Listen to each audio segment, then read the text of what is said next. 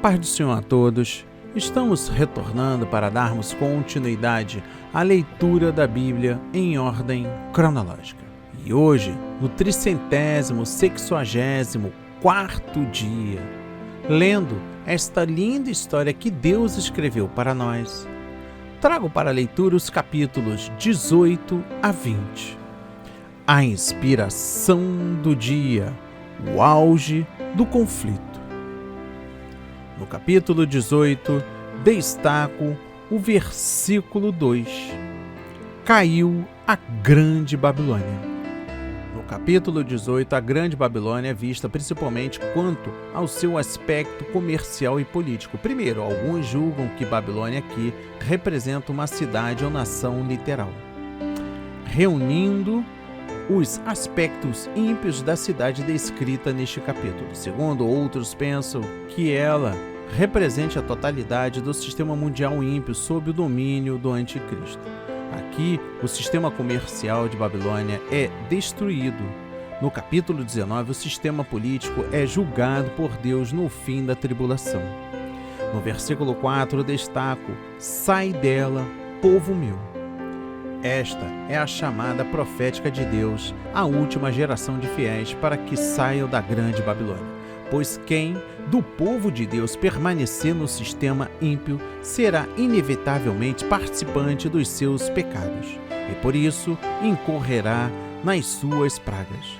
A chamada para a separação do mundo e das instituições religiosas falsas tem sido um aspecto essencial da salvação em toda a história da redenção. No versículo 7 destaco: se glorificou e em delícias esteve. O sofrimento e a miséria que sobrevirão à Babilônia comercial serão proporcionais à vanglória e à vida opulenta que levou seus empresários ricos, poderosos e inescrupulosos que rejeitaram a Deus e acumularam riqueza em detrimento dos outros. Serão agora despojados de sua riqueza num só dia. No versículo 9 destaco: os reis da terra sobre ela prantearão. Chorarão e prantearão aqueles cujo interesse principal era o dinheiro, o luxo, a satisfação do prazer, que era o Deus de suas vidas. Já não podem tirar proveito de suas mercadorias, pois acabaram as suas riquezas. Aqui Deus manifesta com clareza sua repulsa a negócios e governos que se firmam na avareza e no poder opressivo. Deus está contra os que buscam riquezas, conforto e prazer, desprezando os modestos valores de Jesus Cristo. Aqueles que vivem no luxo e nos prazeres, ignorando a Deus, serão abatidos pela sua ira. No versículo 20 destaco: alegra-te sobre ela. Todos os fiéis no céu e na terra se regozijarão diante do justo juízo de Deus contra o grande sistema satânico do mal, com todas as suas manifestações malignas, prazeres pecaminosos, luxo egoísta, governo humanista e comércio ímpio. A celebração exuberante dos santos no céu, descrita no capítulo 19 dos versículos 1 a 10, é proporcional à sua aflição no presente pelo sucesso do mal neste mundo. A marca do verdadeiro Filho de Deus é a sua aflição diante da conduta imoral das pessoas ao seu redor. Ele será afligido continuamente aqui pelos atos iníquos que vê e dos que ouve falar. No versículo 21 destaco: Babilônia não será jamais achada. Um anjo anuncia a queda final de Babilônia política. O anticristo e seu sistema mundial ímpio será totalmente destruído na batalha naquele grande dia do Deus Todo-Poderoso, quando Cristo voltar à terra. No capítulo 19 destaco o versículo 1: depois destas coisas. O capítulo 19 trata do fim da tribulação e da gloriosa segunda vinda de Cristo à terra para julgar as nações, abater os ímpios e reinar com o seu povo. Ainda no versículo 1 destaco aleluia. Esta é a primeira das 4 ocasiões em que a palavra aleluia ocorre no Novo Testamento. Ela deriva-se de 2 palavras hebraicas: halal, que significa louvor, e já, uma forma abreviada do nome Javé, ou Senhor, significando então louvai ao Senhor. Aqui, os salvos no céu louvam o Senhor, porque Deus julgou o mundo e vingou aqueles que o mundo fez sofrer, e porque Jesus Cristo está voltando à terra para reinar. Esse é o hino Aleluia do céu. No versículo 7 destaco: a sua esposa se aprontou. Na cronologia do capítulo 19, vemos a noiva, isto é, a igreja, já no céu antes da vinda de Cristo à terra. Os intérpretes veem aí uma indicação de que a igreja já foi arrebatada antes da vinda de Cristo, conforme vemos no capítulo 19, versículos 11 a 21. 2 razões para isso. Primeiro, a noiva. Segunda, está totalmente preparada no céu para as bodas do Cordeiro. Logo, a igreja já deve ter sido arrebatada, achando-se no céu. Segundo, a noiva, já no céu, está vestida com as justiças dos santos, isto é, seus atos de retidão. Para os atos de retidão dos santos serem completos, eles precisam estar no céu e libertos de toda impureza.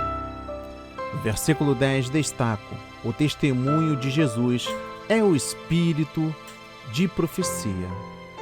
A última análise, todas as profecias bíblicas se relacionam com Jesus e a sua obra redentora e exaltam. No versículo 11 destaco: viu o céu aberto. Este versículo narra o começo da segunda vinda de Cristo à terra, como Rei dos reis e Senhor dos senhores.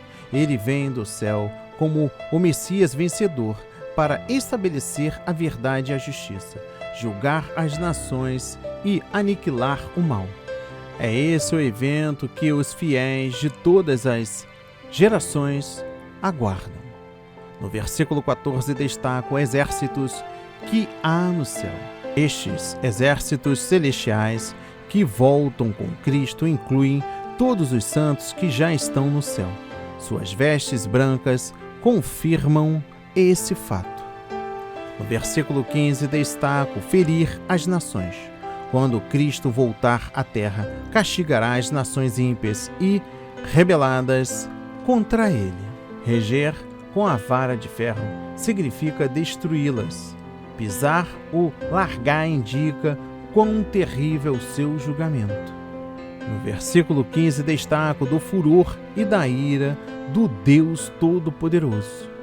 Esta é uma séria advertência da aversão de Deus pelo pecado. A ideia humanista de que Cristo faz vista grossa ao pecado e à imoralidade por causa do seu amor não tem lugar na revelação que ele faz de si mesmo neste livro. No versículo 17 destaco a ceia do grande Deus. Esta sinistra ceia tem a ver com a batalha de Armagedon. Primeiro, nessa ocasião, a destruição dos inimigos de Deus na terra será tão grande que será preciso um excessivo número de aves para limpar o campo da batalha. É chamada a ceia do grande Deus, porque Deus a ordenará para as aves de rapina. Segundo, trata-se da cena de julgamento da terrível crueldade e impiedade deste mundo. Outras profecias que, com toda a probabilidade, referem-se a esse evento vindouro. No versículo 19 destaco: para fazerem guerra. Deus permitirá que agentes demoníacos reúnam as tropas das nações na religião de Armagedon, como parte dos preparativos para esta cena. Primeiro, este conflito durará pouco. O anticristo será destruído e também todos os ímpios. Segundo, o julgamento divino não somente abrange os exércitos ali reunidos, mas também o mundo inteiro. No versículo 20 destaca o falso profeta, fizeram os sinais. João volta a descrever o falso profeta e a sua religião mediante uma só característica destacada. Enganava muitos, operando sinais, maravilhas e milagres. A conclusão é óbvia. Nos últimos dias, aqueles que forem fiéis a Cristo e aos seus mandamentos não devem avaliar a verdade tão somente por haver sucesso ou milagre. O próprio Senhor adverte solenemente, porque surgirão falsos cristos e falsos profetas, e farão tão grandes sinais e prodígios que, se possível fora, enganariam até os escolhidos. No versículo 21 destaco: os demais foram mortos. Deus destrói os ímpios em toda a terra. Logo, nenhuma pessoa não salva encontrará no reino milenal de Deus. Durante a tribulação, o Evangelho foi devidamente anunciado dos céus por anjos a todos os que habitavam na terra. Aqueles que rejeitaram a verdade receberam a operação do erro para que creiam a mentira, para que sejam julgados todos os que não creram a verdade. Note que os injustos não hão de herdar o reino de Deus. Eles serão separados dos justos depois que Cristo voltar em glória e serão destinados ao castigo eterno. E por fim, o capítulo 20, destaca o versículo 2. Prendeu o dragão e amarrou-o por 1000 anos. Depois da volta de Cristo e dos eventos do capítulo 19, Satanás será preso e amarrado por 1000 anos para que não mais engane as nações. Isso implica numa cessação total da sua influência durante 1000 anos. Depois dos 2000 anos, ele será solto por pouco tempo para enganar aqueles que se rebelarem contra o domínio de Deus. A obra mais comum de Satanás é enganar. No versículo 3 destaco: para que mais não engane as nações. As nações que existirão durante o reino de Cristo na terra são formadas pelos crentes que estavam vivos no fim da tribulação. Embora a palavra nações seja às vezes especificamente usada para os ímpios, João também usa para representar os salvos. No versículo 4 destaco: tronos, e assentaram-se sobre eles. Aqueles que se assentam nos tronos são provavelmente os vencedores oriundos de todos os tempos e possivelmente inclui os santos do Antigo Testamento. Aqueles que viveram, isto é, voltar à vida, depois da volta de Cristo são, conforme é declarado, os que foram fiéis a Ele e que morreram durante a tribulação. João não menciona a ressurreição dos santos da igreja que morreram porque ela já ocorreu quando Cristo retirou sua igreja da terra e a levou ao céu. Ainda no versículo 4 destaco: reinaram com Cristo durante 1000 anos. Este reino de Cristo por 1000 anos é às vezes chamado o milênio, termo de origem latina que significa 1000 anos. As características deste reino são as seguintes. Primeiro, foi predito no Antigo Testamento. Segundo, Satanás estará preso. Terceiro, do reino milenal de Cristo participarão os salvos da igreja e possivelmente os santos ressurretos do Antigo Testamento e os santos mártires da tribulação. Quarto, o povo do milênio a ser governado por Cristo consistirá dos que permanecerem fiéis a Ele durante a tribulação e até a sua vinda, e dos que nascerem durante o milênio. Quinto, nenhum inconverso entrará nesse reino. Sexto, aqueles que reinarem com Cristo terão autoridade sobre todas as nações e servirão e governarão Israel e as demais nações. Sétimo, haverá paz, segurança, prosperidade e justiça em toda a terra. Oitavo, a natureza será restaurada à sua condição original, de ordem, perfeição e beleza. Nono, todos que optarem pela senda da impiedade, da retidão e da desobediência serão castigados. Décimo, no fim dos 1000 anos, o reino será entregue ao Pai, por Jesus. Então começará o reino final, eterno e perfeito de Deus e do Cordeiro. No versículo 6 destaca a primeira ressurreição. Esta expressão inclui a ressurreição de Cristo e de todo o povo de Deus. A ressurreição dos ímpios ocorrerá no fim do milênio. No versículo 7 destaca: Satanás será solto. No fim do reinado de Cristo, Satanás será solto. Primeiro, o próprio Satanás, enganando-se ao ponto de supor que ainda poderá derrotar a Deus, sairá a enganar aqueles que quiserem rebelar-se contra o reino de Deus e ajuntará uma multidão de semelhantes rebeldes. Segundo, Gog e Magog representam as nações do mundo rebeladas contra Deus e a sua justiça. No versículo 8 destaca o enganar as nações. Esta é a última rebelião contra Deus. Muitos dos que nasceram durante o milênio optam manifestamente pela rejeição do senhorio visível de Cristo e escolhem Satanás e a sua mentira, o julgamento divino e a sua destruição e ruína total. No versículo 10 destaca o diabo, lançado no lago do fogo. O poder de Satanás acabará então, pois Deus o lançará no lago do fogo para todo sempre. Ali, ele não reinará, sendo sempre atormentado dia e noite eternamente. No versículo 11 destaca: fugiu a terra e o céu. Pode ser uma referência à destruição do universo e à criação do novo céu e da nova terra. Dos versículos 11 a 13 destaco: grande trono branco. O julgamento aqui descrito é chamado o julgamento do grande trono branco, abrangendo os perdidos de todas as épocas. Alguns dependem que os que foram salvos durante o reino milenar de Cristo na terra serão incluídos nesse julgamento. No versículo 14 destaco lago de fogo. A Bíblia descreve um quadro terrível do destino dos perdidos. Primeiro, fala de tribulação e angústia, pranto e ranger de dentes, eterna perdição e fornalha de fogo.